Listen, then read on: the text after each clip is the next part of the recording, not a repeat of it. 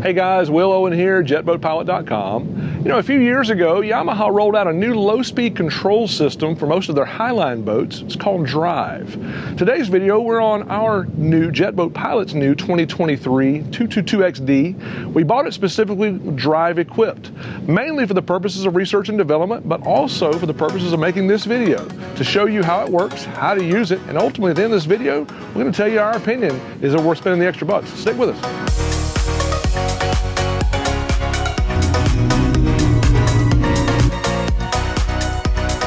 So first off, I'm going to start my engines, pressing my port and starboard engine start buttons. Now that we have the engine started, we're in neutral. On the right-hand side, down low on the connect screen, notice you've got these two little throttle levers here in the picture. We're going to take that throttle lever and press that once. That goes into single throttle mode. We're not going to use that for this particular part of the video. We're going to press it again. And now you see a picture of the steering wheel. Now we're in the drive mode. Drive mode is active, meaning that my throttles are not engaged anymore. I'm now activating the throttles on these paddle shifters here up on the steering wheel. The steering rotation normally takes about 270 degrees to turn full lock to lock, but with drive activated, my full steering goes from left to right in roughly about 180 degrees, maybe a little bit less than that. So I can go full left to full right very quickly. The nozzles are going full turn, but the steering wheel is doing it in a lot less rotation. Also, another thing I've noted, Yamaha didn't advertise this, but this thing sounds like Iron Man when you turn it. So you buy a drive equipped boat, you're gonna sound like Iron Man. I'm gonna show you some maneuvers here featuring the drive function. If I wanna go forward, I'll squeeze the right side lever. If I wanna go in reverse, I'll squeeze the left side lever. Notice that if I squeeze the right side lever here to go forward, the light press gives you very low RPM. If I squeeze it hard, it increases the RPM. If I let go, it goes back to neutral. If I grab reverse, squeeze lightly, a little bit of RPM, a lower RPM. Squeeze it harder, a lot more RPM. And as I release, it goes back to neutral. So it's very intuitive. If I want to control the boat going to the right, I'll steer to the right. I'll give it that right side paddle. The boat's gonna go right. If I want to go left in reverse, left side steering, left side paddle, it's going to take the stern back around in the direction that I'm steering. So remember, with drive, all Yamaha boats, they steer like a car or like other types of boats. When I steer in reverse, if I steer to the right, grab the paddle, the right stern of the boat is going to go to the right. If I want to go to the left, steer to the left, grab that left side paddle, activate, that's going to give me the stern to the left. I'm going to go back forward now. This right side paddle, it says plus on the paddle, so that obviously tells you you're going to go forward. The left side paddle says minus, that's an indicator that it's going to be in reverse.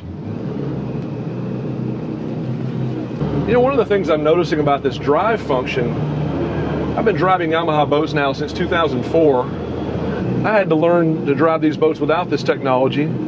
But I'm noticing driving with this drive function engaged really is kind of thoughtless. I don't really have to put a whole lot of mind power into controlling the boat, or especially around a dock or a marina.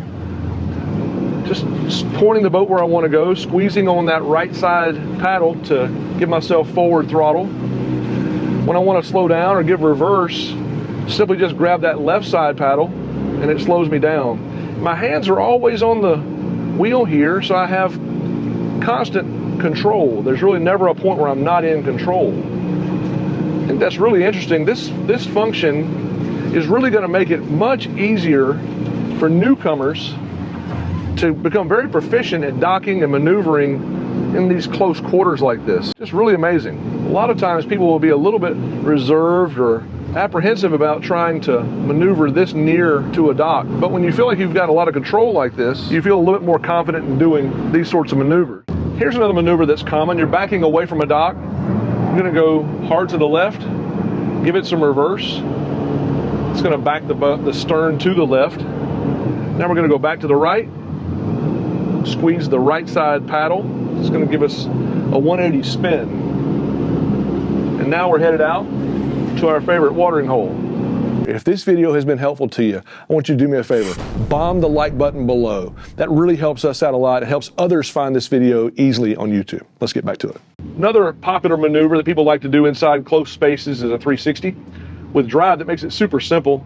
To start your 360, turn the steering wheel in the direction you want to go. Give it a little bit of forward with that plus paddle. Now go hard left and squeeze the reverse paddle. Go back to the right, squeeze the plus paddle. Go back to the left and squeeze the reverse paddle. I'm going to repeat this all the way through the maneuver. Really simple 360 that anybody can learn really quickly. All right, now let's approach this dock here. We're going to approach with a bow first approach. We're going to go in very slow, as I've always said. Never approach a dock any faster than you want to hit it, so we're just going to kind of crawl in here. Notate your winds before you get there. Make sure that you don't have any winds pushing you one direction versus another, so you know how to respond, how to align as you come into the slip. Just going to give it small bursts as we come in. If we feel like we're off a little bit, just give it a little reverse. Opposite control there, that'll bring the stern around. And now we're just going to come in real nice and slow. Again, just small bursts of power. We don't want to give it a lot. Little tap. Another little tap here. Give it some reverse to slow yourself down. We don't want to come in too fast. As we near the end of the slip here, just a little bit of reverse to bleed that power off. Now we'll turn the engines off, run up and secure our dock lines.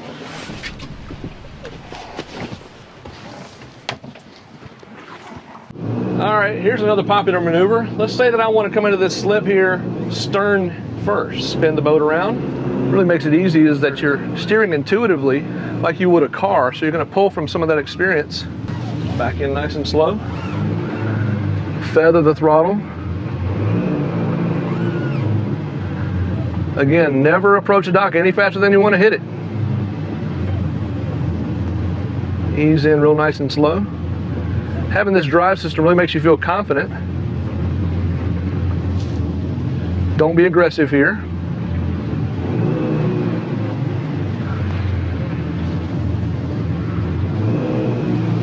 There we go. Kill the engine, secure our dock lines. All right, well that's JetBoatPilot's review of the drive system. Hopefully watching this video, you've learned a little bit about how to use the system. Maybe even if it's something that you'd like to buy for your own boat.